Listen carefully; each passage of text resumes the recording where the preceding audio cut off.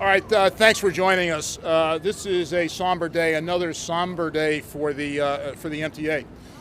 It's with a heavy heart that Tony Utano and I are here again in the aftermath of vicious attacks on New Yorkers in the subway system.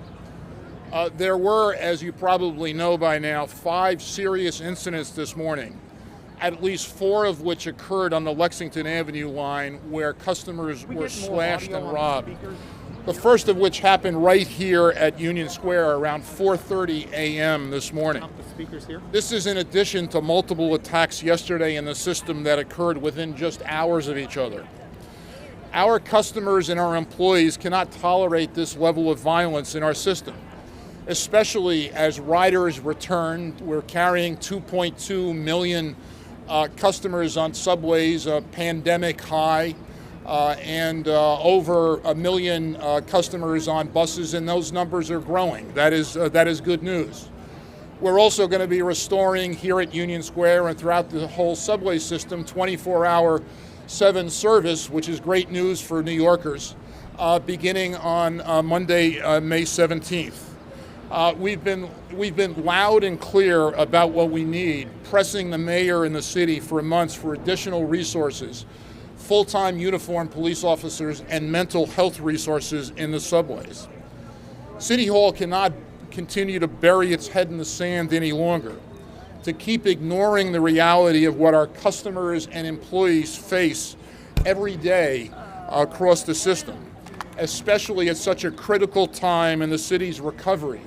Frankly, ignoring that is irresponsible. It's a very special moment in the city's history as the city begins to recover from the pandemic. And it's critical that those not riding transit, including New Yorkers and tourists, have confidence in the system that we're providing a safe and secure environment. We need an immediate injection of police officers on platforms and on subway cars to deter attacks like the ones that New Yorkers experienced this morning, and to protect our customers and employees. It's equally as important, as we said throughout, that mental health resources are provided as well to better support vulnerable people experiencing homelessness and mental health crises in their lives. New York's most vulnerable people deserve better. And as a transit agency, we don't have the resources or expertise to provide the services that emotionally disturbed New Yorkers need. People need to feel safe while riding the subways, buses, and commuter rails of the MTA, period, full stop. Or else they won't come back to transit, which will depress and hinder the region's economic recovery from this grueling pandemic. To be clear, this is not a comment on the NYPD, who we thank both leadership and rank and file police officers for their service. This issue lands squarely on the steps of City Hall. The mayor must listen to what New Yorkers want and what they're telling us. 75% of respondents to our latest survey, 75% of customers riding subways and buses now say that their most immediate and first order priority concern is crime and harassment in the subways. And more than 3/4 of those surveyed say they feel assured when they see uniformed police officers in the subway system, on a platform, on a subway car. We can't, and clearly the TWU, our employees, represented by Tony Utano, who I'll turn to in just a minute, feel the same way. We can't keep standing by as these incidents occur over and over again to our customers and employees. And we can't pretend that they're anomalies when we know differently. We need real action, immediate action, and meaningful support from our city partners. We need to work together for the safety of all New Yorkers, MTA customers, and employees. We can't let this happen. With that, I'm going to turn it over to my colleague, Tony Utano, president of Local 100. Tony. Thank you. Pat. So just what I've been saying all along, and it's sad that I have to stand here again, but now it's happening. It's not only my members that are getting attacked, it's the public that's getting attacked. And here you have a mayor, since last Sunday, there's been 15 instances of assaults with razors and knives and people getting slashed. And he's standing in front of the hamburger place saying, hey, get a hamburger, and making videos thinking this is a big joke. This is our families that are riding the subway. This is my members that are operating that subway. We need the police. We need the police presence. We need them there. We need visible in uniform. So these accidents that occur, it's really not anymore about the crime, the criminal, the victim. This is all about de Blasio doesn't want to step up and do the right thing. Well, you know what? He's got blood on his hands. Because these people, my members, come to my office and I see them, I should send them to his office to see what they're going through. They're going through hell, and it ain't right. New Yorkers, we all deserve better. We deserve to get on that subway and go where we need to go safely. We're going through a pandemic. It's still here. My members have gone through a lot, and now are still going through a lot. And I don't know, I really don't know what to tell this mayor, but I do have one thing that I like to say to him, and this is coming from me and TW and my members. Why don't you just resign? Why don't you just give up your job? You don't care, obviously. You got 6 more months to go, right? And you don't care. So give it to somebody who cares and is going to do the right thing. Thank you.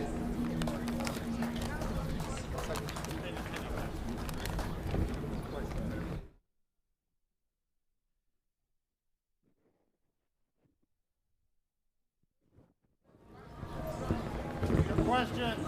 Hang on. Where's the microphone? You got the mic. Yeah, sure. Oh, Juliet can go first. Yes, Chairman Floyd, where are the MTA police? Where the MTA police? Is this working? Yeah. Okay. How many are on the stations and on the platforms? How many are on the stations and the platforms, and how many are out there, and how many are you hiring? So, good question. So let me start with this. The primary responsibility for policing the subways is the Transit Bureau of the NYPD. 100 MTA police officers have been added to the subway system, despite the fact that they're primarily responsible for policing Long Island Railroad and Metro North. We're going to continue that MTA police presence. Obviously, given the relative size of the NYPD, 35,000 officers, a number like that, but we'll continue surging 100 MTA police into the system. We are. We've got a class starting next month, over 100 additional MTA officers. Penn Station, Atlantic, and perhaps at 42nd Street. But this is one of the biggest transit hubs in your system. $50 million went to hiring them, 500 officers. And if you took a survey of people in the subway, they would say they don't see MTA police.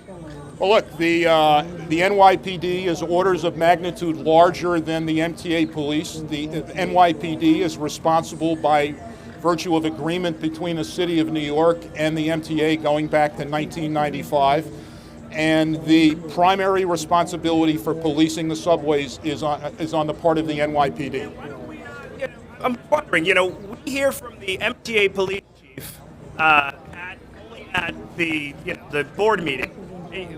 If this is a concerted effort to get police involved, why not bring the chief of MTA police here and talk about the issues that are going on as well? Well, look, we bring Chief O'Reilly from the Transit Bureau to board meetings. We bring Chief McGran, the head of the MTA police, and this is primarily a responsibility of the NYPD. But having said that, we've added 100 MTA police officers to the system. Dan.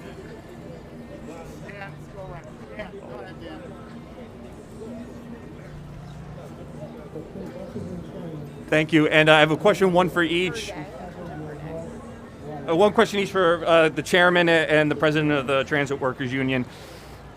over the year, between the NYPD and the MTA police, you've added hundreds of officers to the system.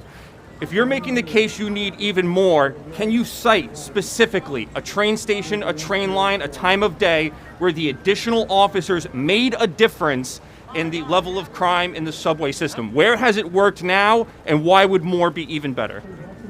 Well, look, Dan, we're not asking for a police officer for every subway car. There are 6,000 subway cars. These crimes, I've been informed, the horrific crimes that occurred today, and fortunately no one is in danger of losing their life, we are advised, are crimes of opportunity. And had there been a police officer on the scene or in the vicinity, it is likely that these crimes would have been averted. It's a big subway system that Tony's members work on, and we need additional full-time uniformed police officers together with mental health resources to address this ongoing crisis. And a question for Mr. Utano.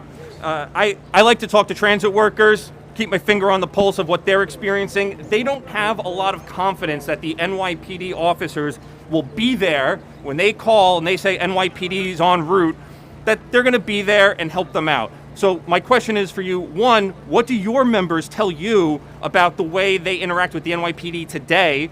And what's your message to the NYPD on what they need to do so that your workers, who you represent, feel confident that when they call, they'll get a response? So my members tell me exactly what you said, that when they call, it's not a quick response. That's one of the reasons that we're standing here. We need more police in the system. We need police to be visible. We need the police strategically placed. We don't need six police officers or 10 police officers around the turnstile. We need them on the platform. We need them where the train operator is, where the conductor is, where these situations are happening. We not only need them in the trains, we need them in the buses, okay? Yesterday, we had about 60 of our members up in the Bronx going on to the buses and handing out literature and educating the public on what's going on here. Okay, we pay our taxes too. We're transit workers, we pay our taxes, we deserve protection. And the mayor is in charge of the NYPD. He could easily tell them, get down there, and this is outrageous what's going on here. So we need them down there.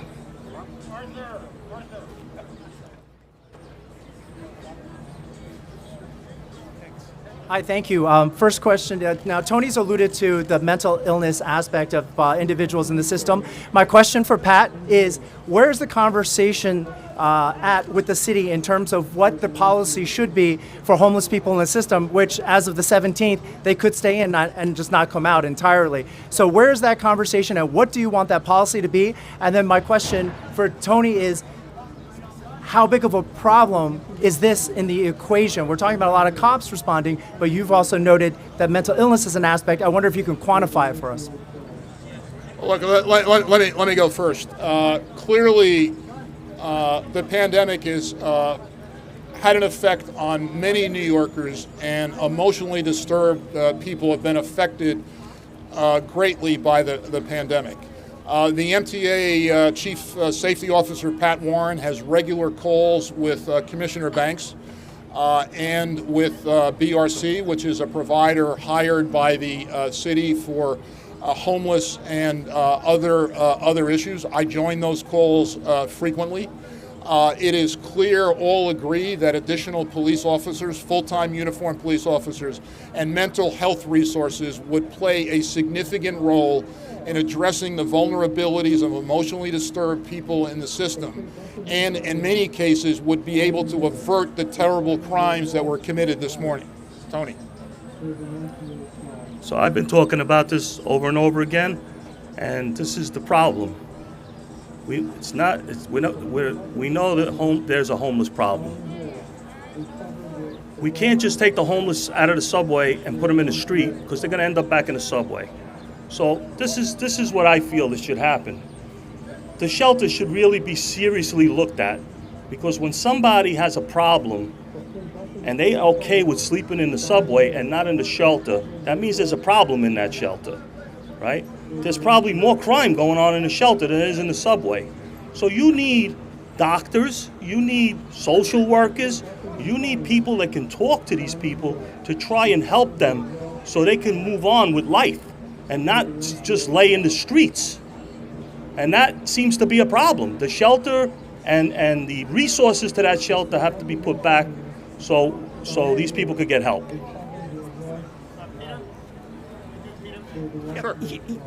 You talk about the city's had 500 cops, want another 500. What makes you think 500 is enough? Why not 1,000 or 2,000? 500 come from? So Peter, if I got the question right, here's our ask. Our ask is for an additional 600 to 800 additional police officers. The reason it's 600 to 800 and not a specific number is we don't have clarity as to the number of officers that remain in the system after 644 were surged into the system in February after the incidents on the A train. And we're grateful to Commissioner Shea for having done that. The commissioner, in addition to that, has committed to 80 transit police officers coming out of the new class from the academy, and it would appear 20 to 40 auxiliary officers at the 20 busiest stations. We believe that an additional 600 to 800 police officers, again, it depends on the number in the system on any given day, and we don't have visibility into that, would make a marked difference in averting the crimes. But it's that the system experienced today and that New Yorkers were put through, together with mental health resources, because many of the people engaged in these attacks appear to be emotionally disturbed.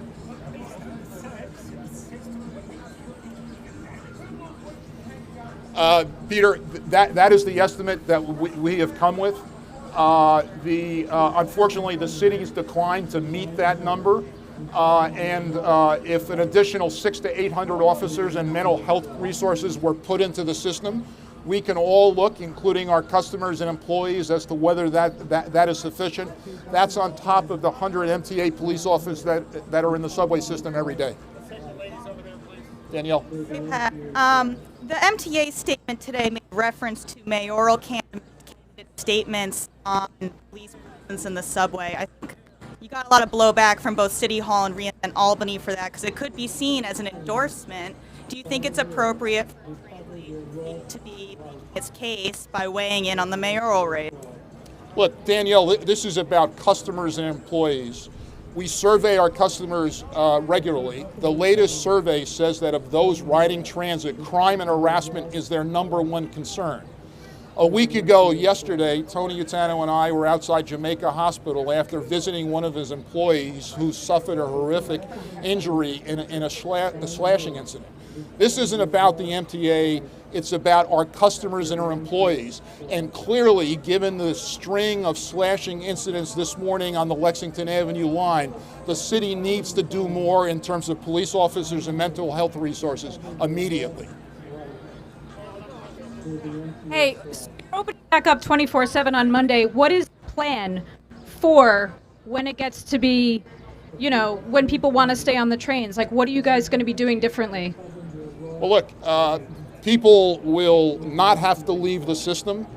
There are, because of the closure no longer being in effect, but there are rules in place that you can be in the system only to be transported. You can't just linger in the system. That's a rule that was put in place. We're going to be enforcing that. We are confident that we're going to be able to continue to disinfect the stations and the subway cars. We've become more efficient at that, and we will deploy resources as necessary. We're incredibly excited about moving back to 24/7, especially since the governor has lifted strictures that were imposed during the height of the pandemic. 24/7 is something we're really excited about. Just one more question about the work you guys do. You listen on phone calls. What kind of help are they offering? In what capacity do you guys work together to deal with the issue of, people who need to stop sleeping on subways? Yeah, look, the BRC is under contract to the city of New York. They have reported, Commissioner Banks has reported that 800 homeless New Yorkers have been placed in shelter.